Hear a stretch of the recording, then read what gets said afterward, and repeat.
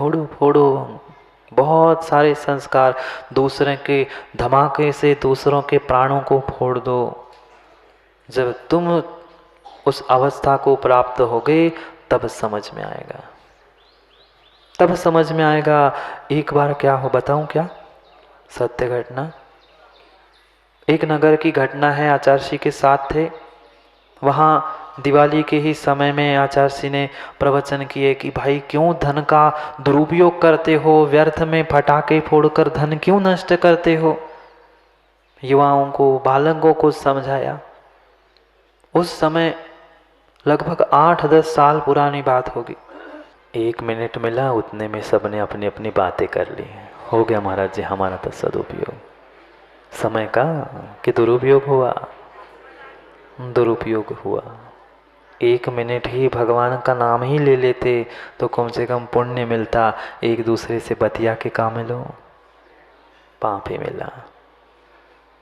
प्रवचन में आचार्य ने कहा कि भाई क्यों व्यर्थ में पटाखे फोड़ते हो, धन नष्ट करते हो।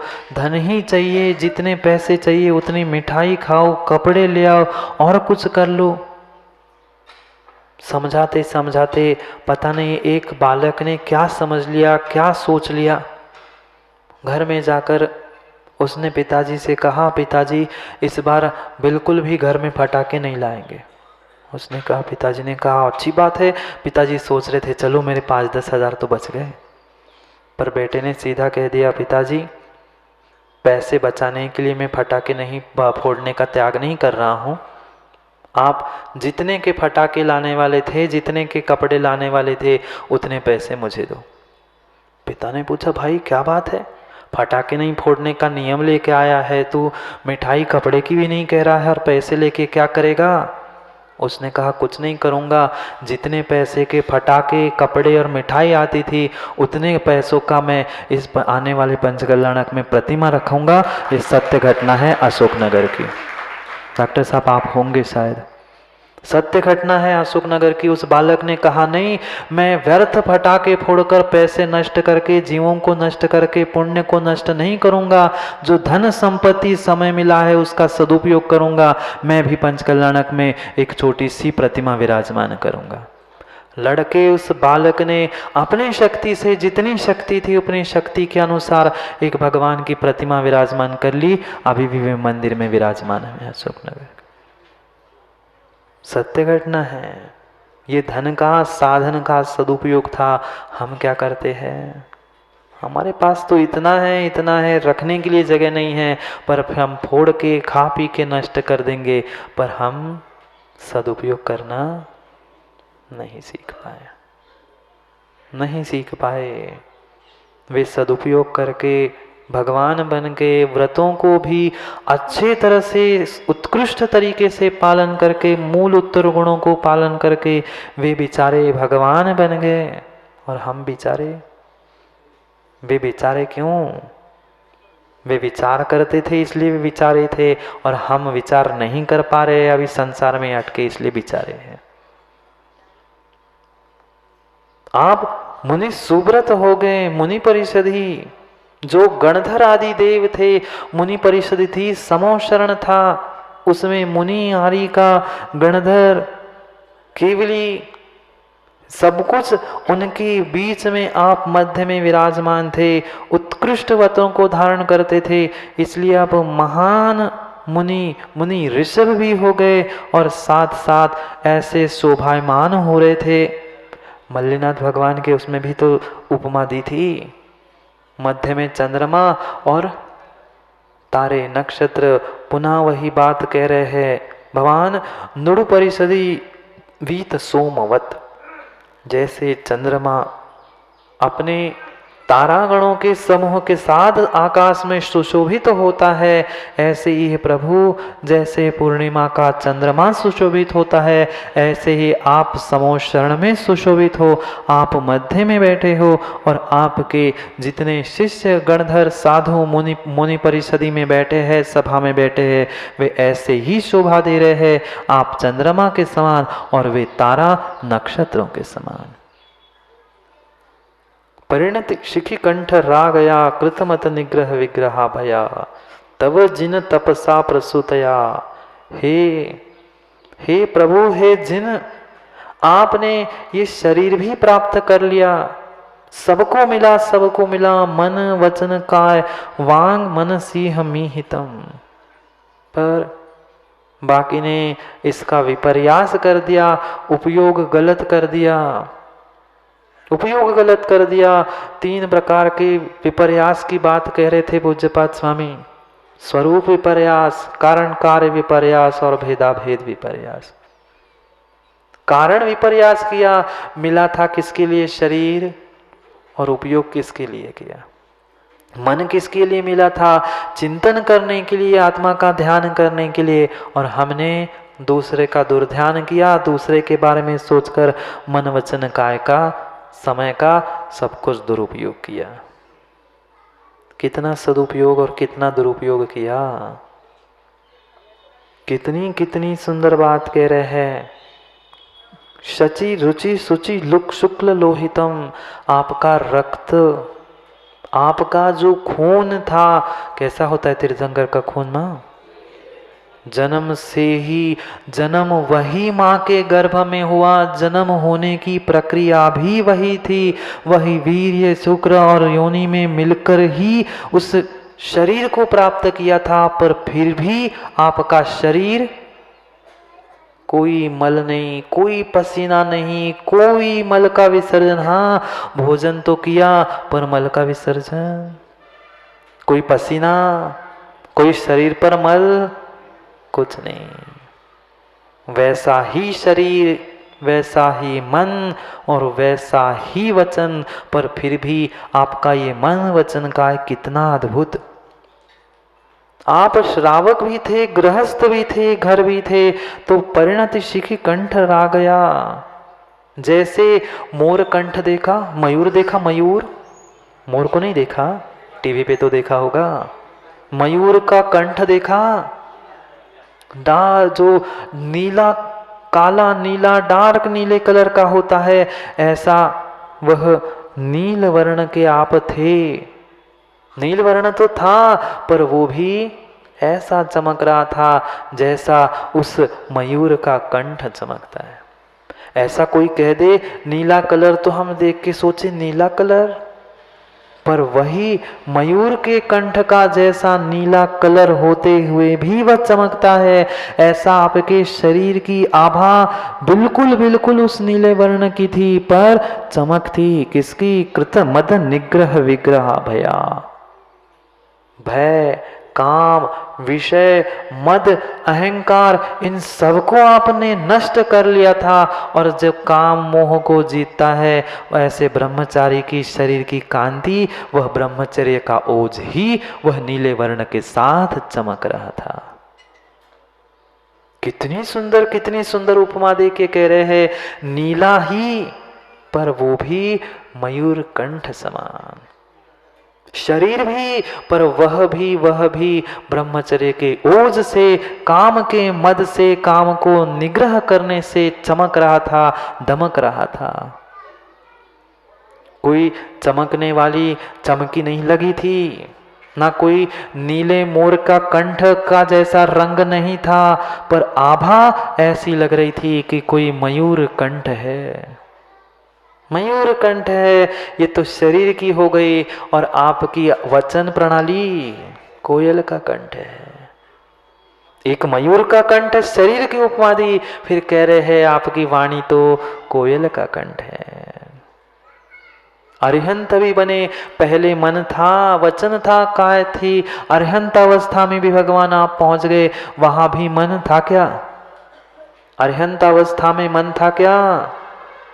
द्रव्य मन था, अभी द्रव्य मन का स्थान था, पर वह भी मन भी सुंदर, तन भी सुंदर, और आपका वचन भी सुंदर।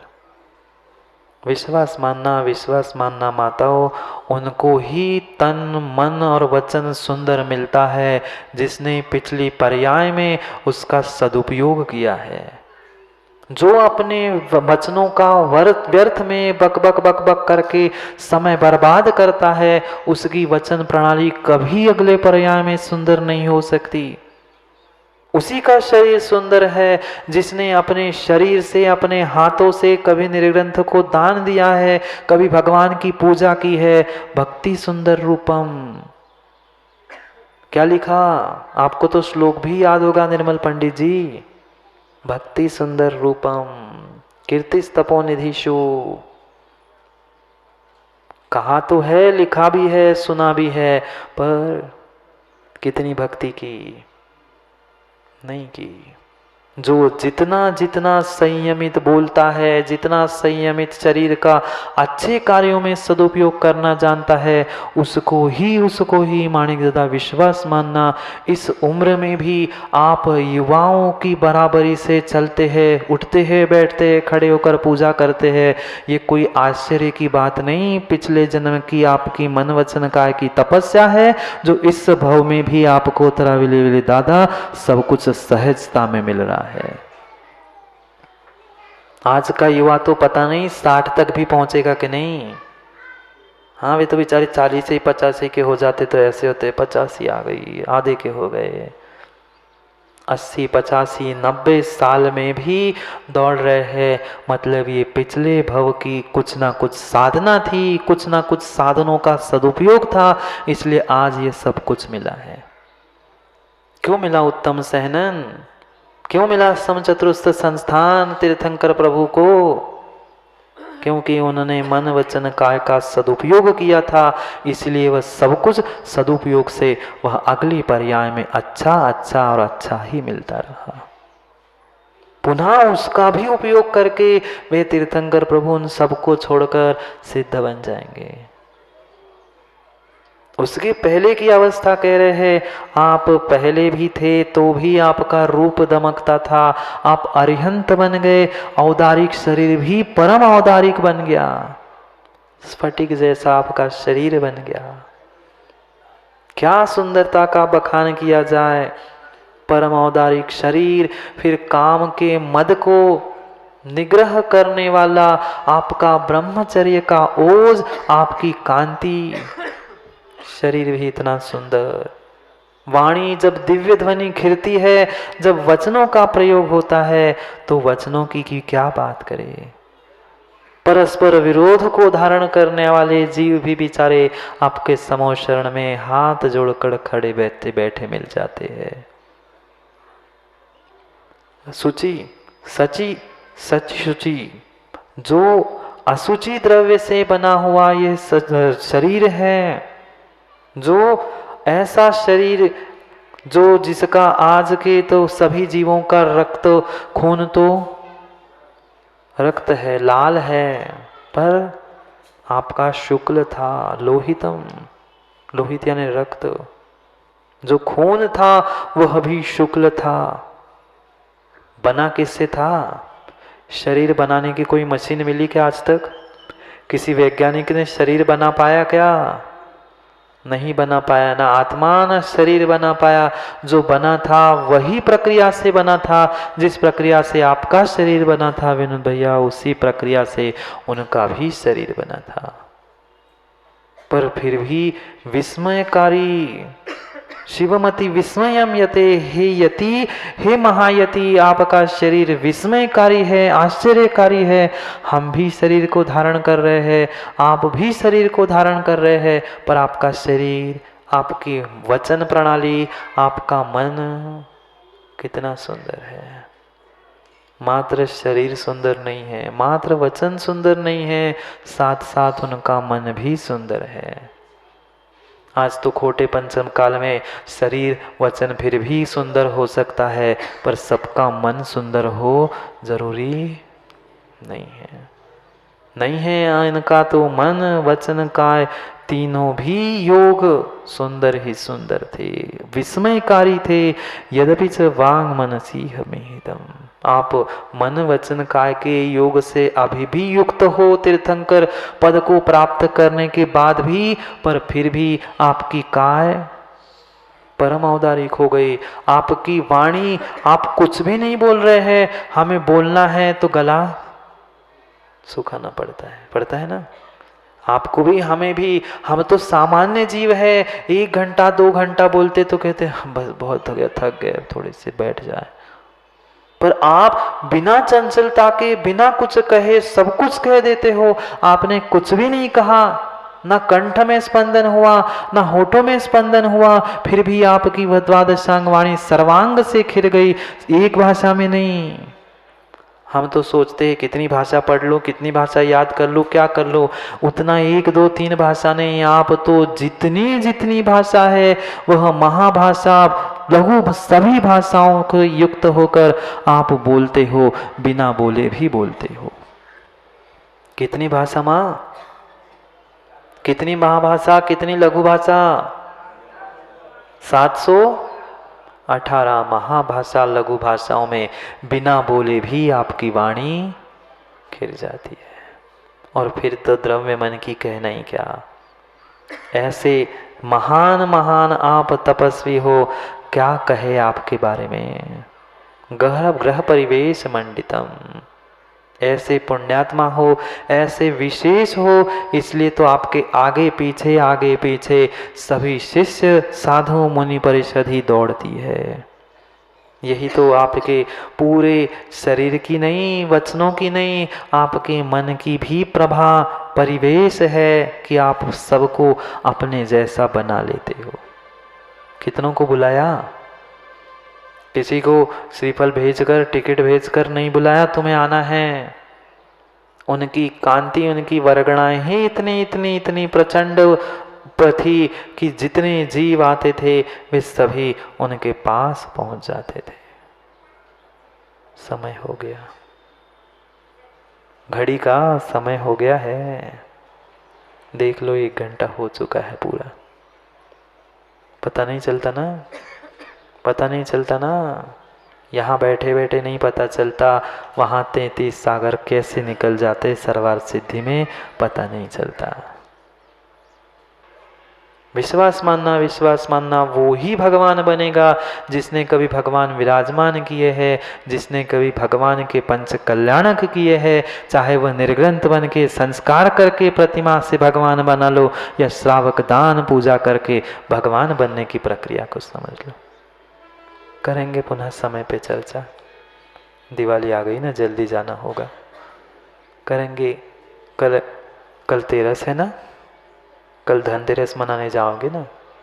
देखते हैं क्या है धनतेरस, कैसे मनाएंगे धनतेरस। फिर परसों तो दिवाली है ही, अमावस्या हो जाएगा, भगवान का मोक्ष हो जाएगा, फिर तो सबका ही मोक्ष होगा। करेंगे पुनः समय पर समय की चर्चा, क्योंकि समय बहुत हुआ है। समय को समझने के लिए पुनः समय पर समय की बात करने के लिए समय पे मिलते हैं, क्योंकि समय पे किया गया काम समय को दिलाता है। बोली भगवान महावीर स्वामी की।